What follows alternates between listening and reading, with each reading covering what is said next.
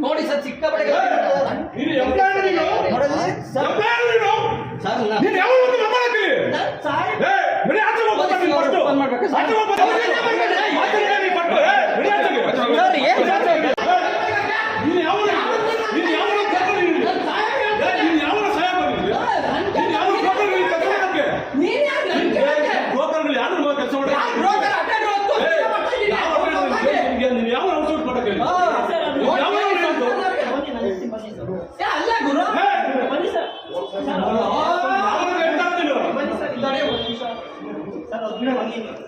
ನಾನು ಹೇಳ್ತಾ ಇದ್ದೀನಿ ಅವ್ರ ಪಾಪ ನಾವೇ ಗ್ರೂಪ್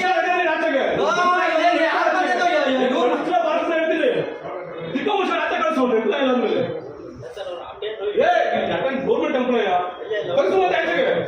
ಕೆಲಸ ಆಚೆಗೆ ಬನ್ನಿ ಸರ್ ಬನ್ನಿ ಯಾವ ನೋಟಿಸ್ ಕೊಡ್ತಾರೆ ಏನೋ ಮಾಡಿಲ್ಲ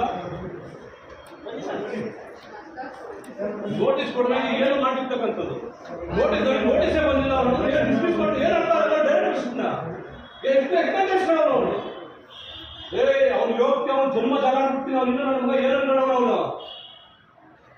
ಡೇಟ್ ಕೇಳಿದ ಡೇಟ್ ಕೊಡಬಾರ್ದು ಕೇಳಿದ್ರೆ ಆಫೀಸಿಗೆ ಕಳಿಸಿದಾನ